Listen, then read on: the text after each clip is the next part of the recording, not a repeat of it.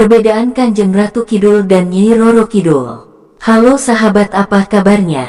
Semoga sahabat Bujang Misteri Official dalam keadaan baik. Namun sebelum menyimak kisahnya, apa salahnya sahabat untuk tinggalkan jejaknya dengan cara like, komen, dan subscribe. Jika sudah, kita simak sama-sama kisahnya. Apa perbedaan Kanjeng Ratu Kidul dan Nyi Roro Kidul? Masih banyak masyarakat Jawa yang menganggap kedua sosok tersebut adalah satu sosok yang sama. Nyatanya, keduanya merupakan dua sosok yang sangat berbeda. Tidak hanya berbeda secara gelar, secara keturunan pun keduanya juga berbeda meskipun sama-sama menjadi penguasa lautan. Penasaran dengan perbedaannya? Langsung aja simak penjelasan perbedaan Kanjeng Ratu Kidul dan Nyi Roro Kidul di bawah ini.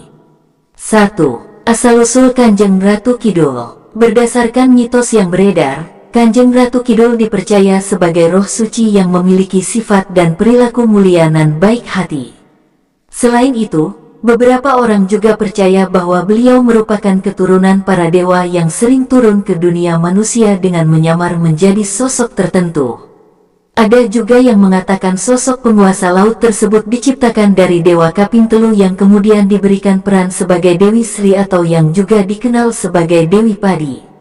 Tidak hanya diberikan tugas sebagai Dewi Padi, Kanjeng Ratu Kidul juga diberikan kekuatan untuk menguasai ombak di Samudra Hindia. Dikatakan juga dalam mitos Jawa bahwa Kanjeng Ratu Kidul merupakan pasangan spiritual dari Raja-Raja Mataram hingga keturunannya yang berkedudukan di Kesultanan Surakarta dan Kesultanan Yogyakarta.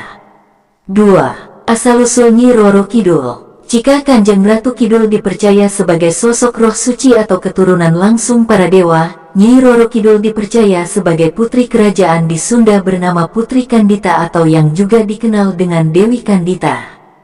Putri Kandita diusir oleh ayahnya akibat konspirasi perebutan tahta dan faktor wajahnya yang berubah menjadi buruk rupa.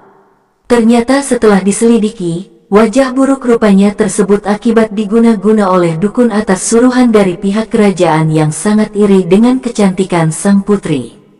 Di tengah kesedihannya tersebut, sang putri akhirnya mendapatkan petunjuk jika ingin wajahnya kembali seperti sedia kala, ia harus menyatu dengan Laut Selatan. Tanpa berpikir panjang, Putri Kandita bergegas menuju ke Laut Selatan dan menyatukan dirinya dalam gulungan ombak yang ganas.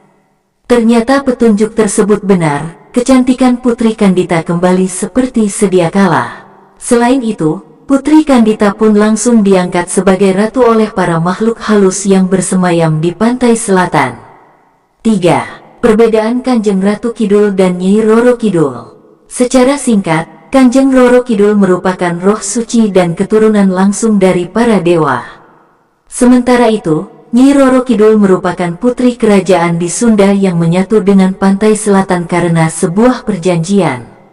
Terkait status kedua sosok, beberapa mitos mengatakan bahwa Nyi Roro Kidul merupakan bawahan dari Kanjeng Ratu Kidul yang merupakan penguasa pantai selatan.